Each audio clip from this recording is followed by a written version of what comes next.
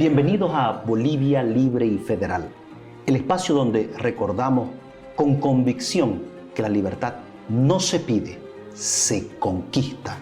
En plena efervescencia electoral, la gran pregunta sigue siendo la misma. ¿Qué define a un verdadero líder político? ¿Las ideas que sostiene, la estrategia que traza, el carisma que transmite o la visión de país que es capaz de ofrecer? Hoy nos acompaña alguien que conoce de cerca ese terreno silencioso, invisible, pero determinante. Él fue asesor político de Línea Liberal Clásica, trabajó con candidatos a presidentes, diputados, senadores y un alcalde de Línea Liberal Clásica. Entre los más reconocidos, la primera postulación del doctor Chi, cuando fue una revelación disruptiva en el escenario político. El candidato a alcalde también, Javier Iturralde, entre otros, es miembro también del Foro Liberal de América Latina y del Centro de Liberalismo Clásico, docente universitario y director general de la Academia del Reino, una institución de formación en ciencias sociales como ciencias políticas, economía, gestión pública, derecho constitucional, desde una perspectiva liberal clásica. Y capacitó a quienes iban a ser candidatos a diputados y senadores con Jaime Dum. Démosle la bienvenida al ingeniero Fernando Gainza. ¿Cómo está, querido? Roger, un placer estar acá contigo. Gracias por la invitación. Muy feliz de estar acá, poder conversar de estos temas que son apasionantes, ¿no?, para nosotros. Un gusto. Fernando, ¿qué es un verdadero líder político? ¿Quién es un verdadero líder político? Un líder político es un agente cultural de cambio. Es aquel que puede lecturar la realidad del país, hacer un análisis, un diagnóstico de los principales problemas que aquejan a la sociedad. ¿Y qué debe transmitir también a su pueblo? Bueno, tiene que transmitir confianza, ¿no? Un buen líder político además tiene que tener cualidades formativas, tiene que tener una formación, una preparación, técnicas y además cualidades también morales, ¿no? Generar credibilidad y además tener un plan para poder resolver los problemas que aquejan a la sociedad. Eso es lo que tiene que ser un buen líder político. Además, ser un agente, como te decía, cultural de cambio, que nos permita transicionar a una situación mejor que la que actualmente tenemos. ¿El asesor político debe moldear al candidato o simplemente ayudarlo a mostrar lo que realmente es? Debe orientar al candidato, ¿no? Pero no puede tampoco crear un candidato. El candidato tiene que tener cualidades propias y tiene que saber potenciarlas y saber direccionarlas hacia el objetivo electoral que persigue. Además, poder plantear con claridad sus propuestas y las soluciones que la gente espera. Ahora estamos en tiempos de redes sociales y obviamente existe la polarización entre candidatos. ¿Qué más pesa? ¿Las ideas vacías o los eslóganes vacíos o las ideas profundas? Los eslogans ayudan, yo creo que son una especie de anzuelo, pero si detrás de un eslogan no hay una propuesta clara, no hay una credibilidad de parte del candidato, los eslogans caen, digamos, al suelo, ¿no? Te doy un ejemplo. En 100 días alguien decía que iba a poder transformar la realidad del país, ¿no? Pero a la hora de la verdad, detrás del eslogan, cuando uno comienza a mirar más a fondo, no hay propuestas, simplemente propuestas lanzadas, ¿no? Como un ensayo, pero no hay un sustento técnico detrás de las propuestas que generen credibilidad en el candidato. Y, por ejemplo, el gran perdedor en estas elecciones de estar primero, como fue Samuel Doria Medina, apareció de tercero. No justamente por eso, porque no tenía el respaldo técnico ni la credibilidad para poder solventar las propuestas que planteaba. Considerando, al margen de la situación del control electoral y de las encuestas y de lo que salga, ¿qué es lo que nos estamos jugando en estas elecciones como bolivianos? ¿Qué es lo que nos estamos jugando? Hablemos desde el punto de vista, digamos, no sé si intrínseco es la palabra, pero desde el punto de vista intrínseco y abstracto. ¿Qué es lo que nos estamos jugando de verdad? Bueno, yo creo que es una elección importante. Todas las elecciones son importantes porque enfrentan visiones de país. Actualmente yo creo que se pone en juego la libertad y los derechos de los ciudadanos.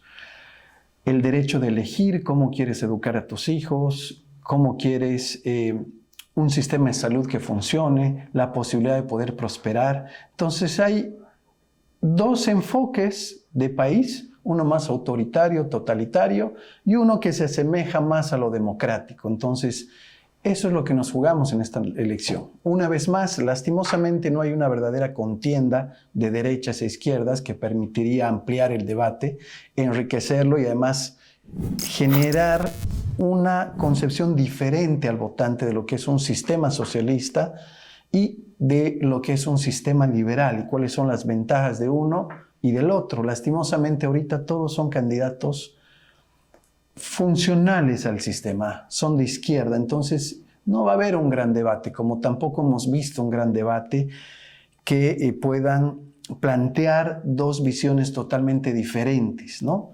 Pareciera que va a ser más una sucesión que una transición de gobierno.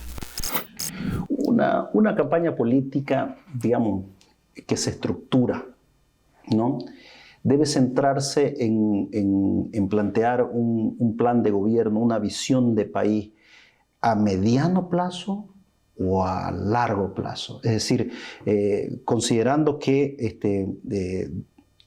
el plan de gobierno podría traspolar la gestión y podría, digamos, cosechar frutos, digamos, en la subsiguiente gestión, digamos, ¿no? Entonces, ¿cómo un asesor político define?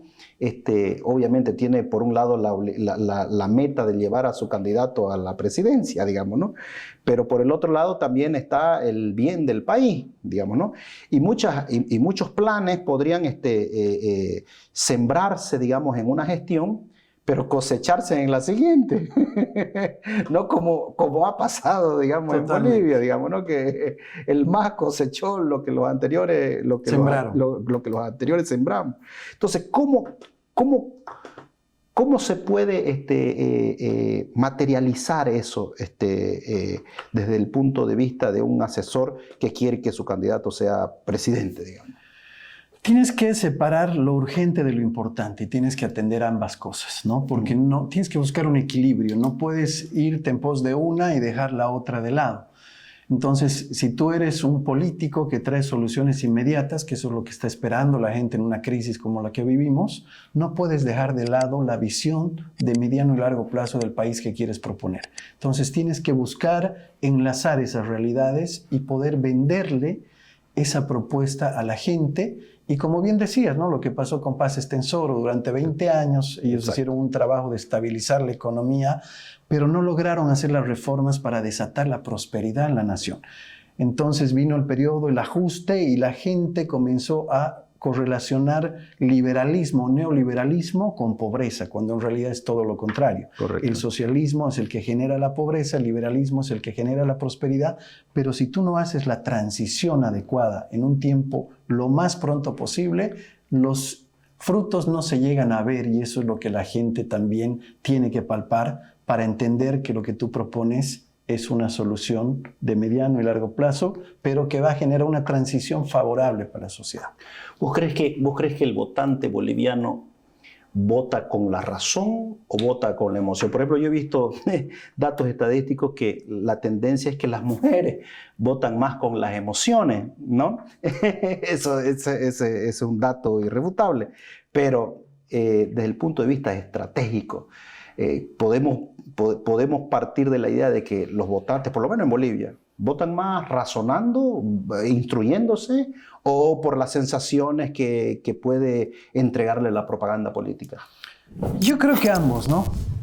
El político hábil, que además sabe expresar bien sus ideas, debería llevar a los votantes al plano de la razón, porque ahí podría ganar ventaja contra los adversarios que simplemente tocan emociones, ¿no? Como estos que te vienen a ofrecer bonos impagables, pero que de pronto Si tú haces razonar a la gente y lo llevas al plano del análisis y le dices, a ver, ¿de dónde le van a pagar un bono como este cuando estamos en un estado totalmente en quiebra, con déficit fiscal? Eso va a generar mayor inflación y en realidad va a comenzar a disminuir más el poder adquisitivo del salario en términos económicos, ¿no? Si tú tienes esa capacidad de poder hacer razonar a la gente, pero a la vez de emocionarla, es lo que te va a generar un apego, un acercamiento real con la gente y que se va a poder identificar con tu propuesta, ¿no? Porque obviamente es importante el carisma en un candidato. Correcto. Pero también la sustancia, el contenido que éste pueda tener, ¿no? Más allá de los lindos bigotes, que la gente pueda ver realmente un buen plan, algo además realizable y factible, que eso es también importante para que el candidato mantenga la credibilidad. Saquemos para esta pregunta de lado los politiqueros. Vamos a suponer que los politiqueros en Bolivia no existen. Qué absurdo, porque casi la mayoría son politiqueros, digamos, ¿no? Pero vamos a suponer que estos no existieran. ¿Qué es lo que distingue a un político de un estadista? Entendiendo que el estadista, pues, es el político, digamos, ¿no? Y los demás son políticos michiruchi, digamos, ¿no? Como decimos acá. ¿Qué es lo que distingue? ¿Cómo podemos saber que un político es un estadista? Ya, a ver, principalmente el político convencional piensa en la siguiente elección. Así. El estadista va a pensar tal vez en la siguiente generación.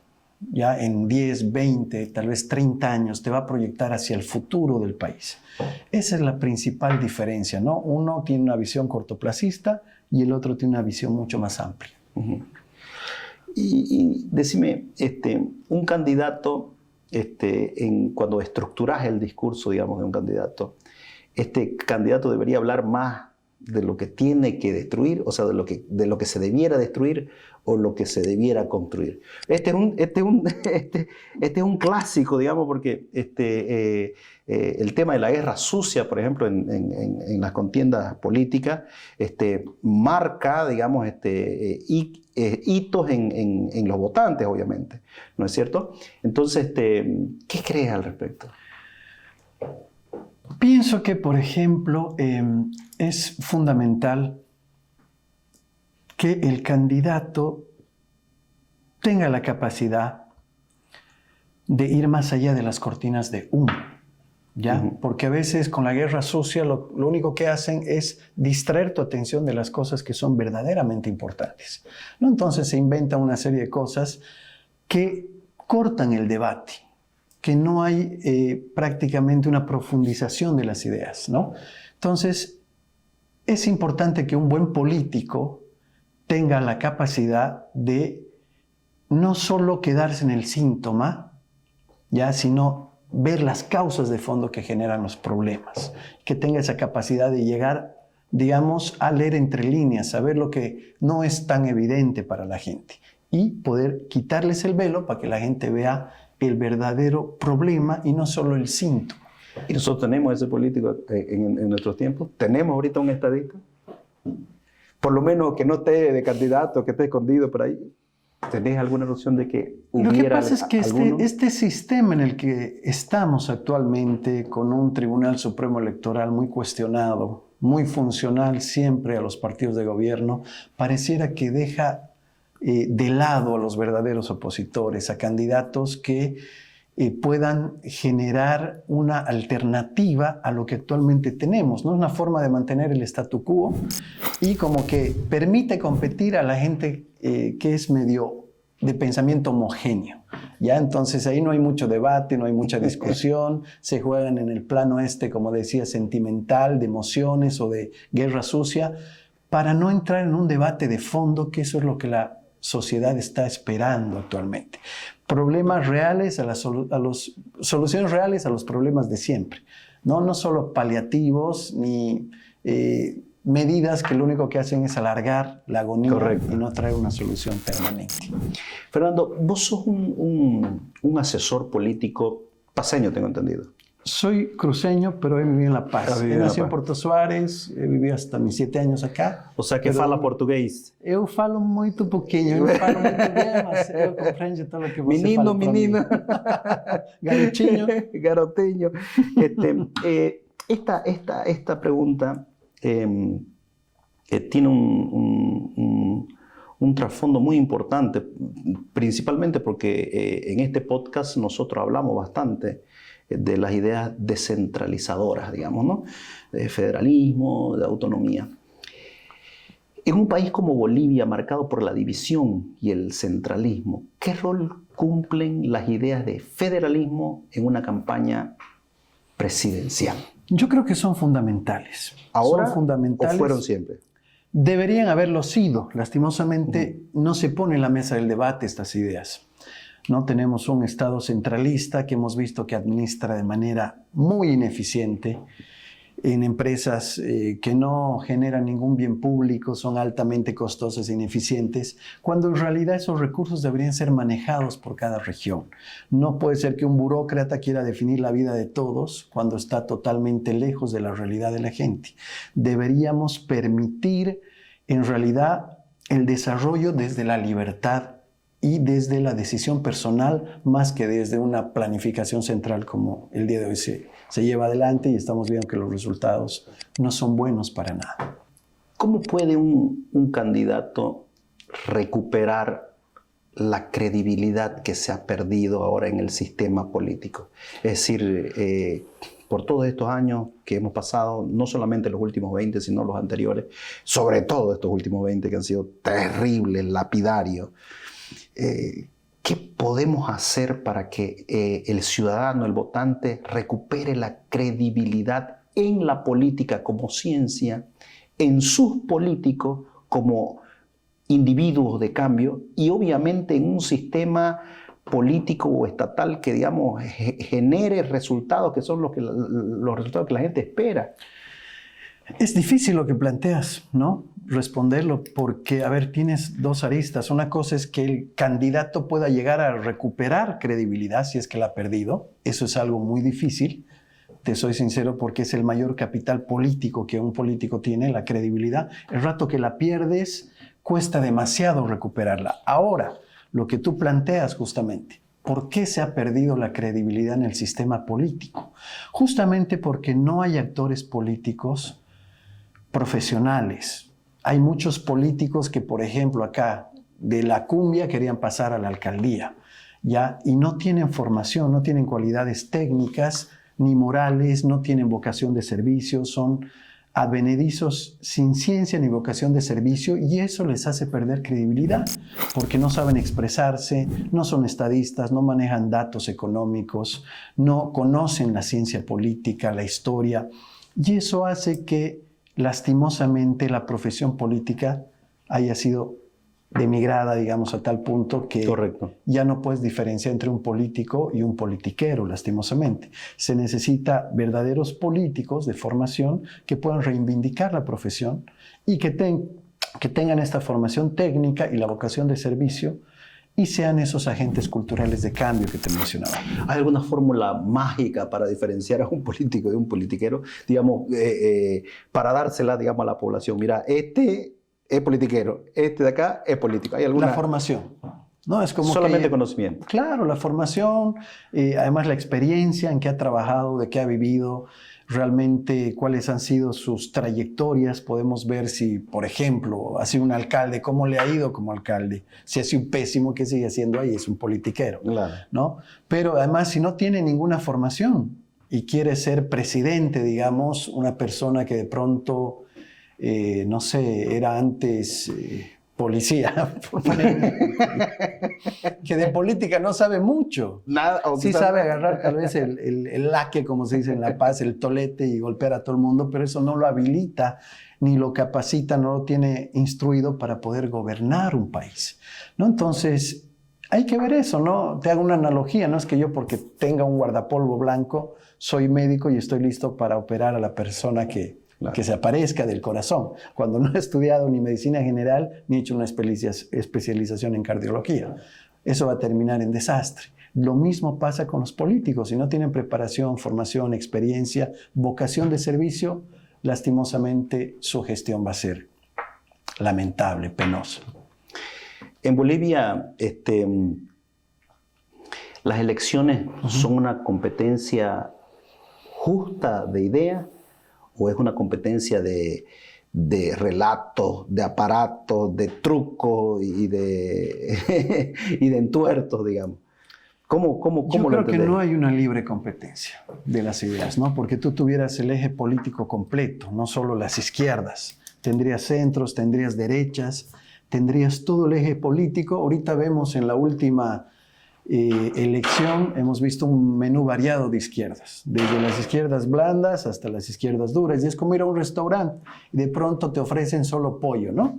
Pollo a la bróster, pollo al espiedo, sopa de pollo, y de pronto alguien quiere un asado, una carne de 500 gramos, y no tenemos esa oferta, ¿no? Entonces está muy direccionado y el eje político está muy a la izquierda, y los agentes del poder, lastimosamente para mantener y sostener ese statu quo, no aperturan para que nuevas ideas y nuevos candidatos y nuevos actores políticos puedan participar.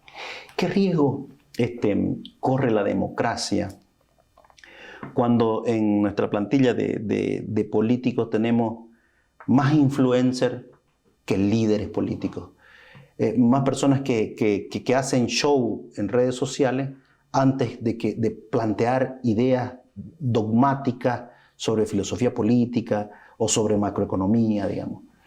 Los riesgos son altos porque la gente se aburre, ¿ya? Y esto te genera partidofobia, ¿no? Los partidos políticos, la gente ya no quiere ver. Vean a los partidos políticos realmente como taxipartidos, gente que simplemente vive de la tranza. O del otro lado te genera populismo, pues, ¿no? También, o claro, puedes llegar incluso a generar en las personas una adversión a la democracia. Es decir, ¿saben qué? Nosotros necesitamos un dictador para que venga y ponga orden en el país porque todo está de cabeza, ¿no? Y ahí comienzas de pronto a abrir la puerta a algo que te va a robar derechos y libertades, ¿no? O pueden venir gobiernos totalitarios, autoritarios, como los que tenemos en Venezuela, claro, y demás. Entonces, la democracia es como un ave de cristal. Una vez que se cae y la gente pierde la credibilidad, claro, en los actores políticos y en el sistema democrático, la cosa se complica. ¿Qué frase vos crees que un candidato, te lo pongo así, debería tatuarse, digamos, para gobernar este país? El que no sirve, no sirve. Y un candidato que no tiene esa vocación de servicio y que se va a esforzar por mejorarle la vida, la calidad de vida a la gente, no debería entrar a la política. Debería dedicarse a la empresa, a buscar sus aspiraciones personales, ¿no? Pero si tú estás entrando a la política, tienes que hacerlo con vocación de servicio. Definí vocación de servicio. Se entiende que es vocación de servicio, pero otra cosa es definir su alcance, digamos, ¿no? Porque hay personas, hay políticos, es más, yo conozco políticos que entienden la vocación de servicio light, ¿no? Hay otros que lo entienden de otra forma. ¿Cómo entendés vos la vocación de servicio y este otro tema en el que yo creo, y yo sé que vos también crees, que es el temor a Dios? Va por ahí, ¿no? La verdadera vocación de servicio es, por ejemplo, hacer propio el dolor ajeno. Ver a alguien que no tiene un pan para llevarse a la boca, tal vez no tiene un empleo, no tiene un lugar donde sus hijos estudien, entonces llegar a ser la fuente o el medio a través del cual ellos puedan lograr sus aspiraciones. Es decir, y esto es muy importante, ¿no? No caer en el populismo de generar dependencia y volver lisiada a la gente, ni en el estatismo donde los políticos de turno le ponen tantas trabas a las personas para prosperar. Te hago una analogía, ¿no? No necesitamos que nos den el pescado, no necesitamos que nos den ni siquiera la caña de pescar. Lo único que necesitamos es que cuando pesquemos no se roben nuestros pescados. Nos dejen disfrutar del fruto de nuestro trabajo, básicamente. ¿Qué significaría como plan político trabajar por una Bolivia libre y federal? Este podcast se llama eso. Entonces, nosotros aspiramos a una Bolivia libre, con una libertad económica total, ¿no? Y aspiramos también a la reivindicación del federalismo. ¿Qué significaría en términos de plan de gobierno aplicado, digamos, en alguna subsiguiente gestión? No creo que pase, no sé si irá a pasar en esta. Bueno, el planteamiento es algo que yo pienso, que estoy seguro que funciona y tiene que ver con el gobierno limitado. Limitar al gobierno sus funciones propias, que son justicia, seguridad y obras de infraestructura. Y nada más. No necesitamos un gobierno totalitario que nos termine consumiendo a nosotros. Mercados libres. ¿Qué significa libres de qué? Libres de estafa, de coerción, de expropiaciones, ya que se cumplan los contratos y tengas una justicia que te haga responder los contratos, libres de extorsión, y respeto a la propiedad privada, que realmente la propiedad privada sea sagrada, esté consagrada en la Constitución, que nadie pueda venir a arrebatarte tu bien o entrarse a tu terreno, a tu tierra y robarte el fruto de tu trabajo, ¿no? Estas son bases fundamentales para alcanzar una nación próspera, bendecida y justa, que eso es lo que también nosotros queremos, ¿no? Una igualdad ante la ley, que todos podamos responder a un Estado de Derecho donde la ley sea más importante que el gobernante de turno. Correcto. ¿Te gustaría, para finalizar, querido Fernando, decir algunas palabras, considerando la situación política y económica en la que vivimos, que es triste, ¿no? Estamos ya en la antesala de una segunda vuelta, ¿no? ¿Tenés algunas palabras, alguna opinión a la audiencia que pudiera de repente tener algún contenido reflexivo para diferente al que estamos todos expuestos en las redes sociales o en la televisión, que hasta cierto punto yo veo que es dirigida, ¿no? Correcto. Bueno, las palabras serían que volvamos a hacer política. Ya si estamos hartos del sistema político, de los actores políticos, preparémonos. Hay ciudadanos que pueden hacerla mejor. Entonces, que se comprometan, que se preparen, se formen y que se alejen de la politiquería. Realmente que vayan con una vocación de servicio, como hablábamos, para que podamos generar una alternativa que nos permita salir de este laberinto que pareciera que no encontramos una salida. Pero la salida está. Sin la política no hay cambios, sin verdaderos partidos políticos no puedes hacer política, y sin ideología y programa no existen los verdaderos partidos. Entonces no podemos quejarnos de la realidad política si no participamos. Si somos apolíticos, es un absurdo, ¿no? Si no ejercemos la ciudadanía y no participamos. Exacto. Yo conversé hoy día con el ingeniero Fernando Gaínza. Querido Fernando, muchas gracias. Muchas gracias. Esta es tu casa. Cuando querrás, podés venir. Muchas gracias por haber aceptado este convite. Encantado. Muchas gracias a ti. Un gusto.